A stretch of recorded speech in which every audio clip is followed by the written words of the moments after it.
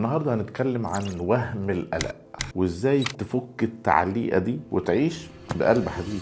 السلام عليكم ورحمة الله، أهلا وسهلا بكم. أنا ياسر الطوخي وحل حياتك.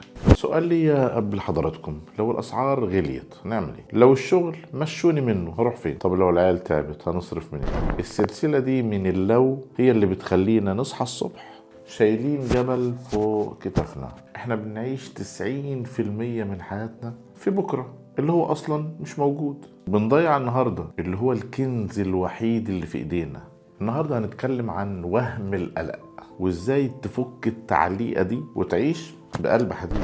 علم النفس بيقول ان 85% من الحاجات اللي بنقلق انها تحصل ما بتحصلش اصلا. عقلك بيصنع سيناريوهات كارثية علشان يحميك، بس الحقيقة هو بيعطلك وبيستنزف طاقتك.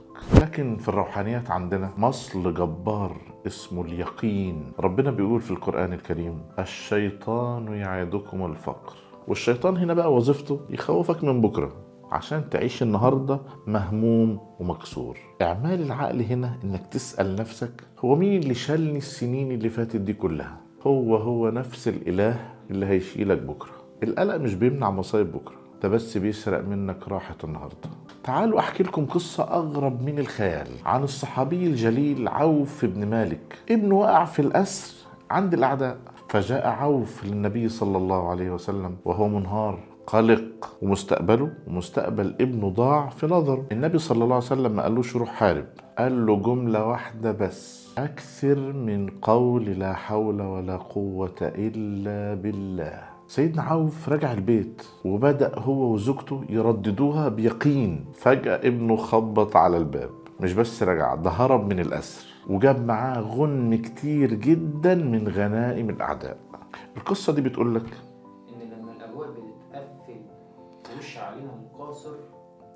إن الأبواب لما بتتقفل في وش عقلنا القاصر في باب كبير جدا اسمه بيفتح مخارج ما كانتش تخطر على بالك. فبلاش تحسبها لوحدك وسيب الجزء الأكبر على الخالق.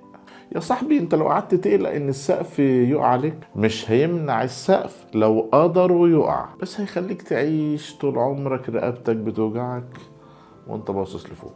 فكها شوية. اللي رزقك وانت جنين في بطن امك من غير ما تعمل مجهود مش هينساك وانت شحط كده طول بعرض وعندك سي في وشغال. تمرين النهاردة اسمه صندوق الطوارئ الالهي. عايزك تكتب في ورقة اكتر 3 حاجات قلقاك النهاردة، وحط الورقة دي جوه مصحفك او في مكان مقفول، وقول: يا رب فوضت ليك امري في دول. الخطوة هنا بقى انك تنسى الموضوع لمدة اسبوع، وارجع افتح الورقة وشوف كام واحدة منهم حصلت فعلا وكام واحدة ربنا حلها بطريقة احسن مما كنت تتخيل. اشوفكم بقى في حلقة جاية في خطوة جديدة للأعلى وحل حياتك. ولو حياتك حلوة ربنا يزيدك حلا.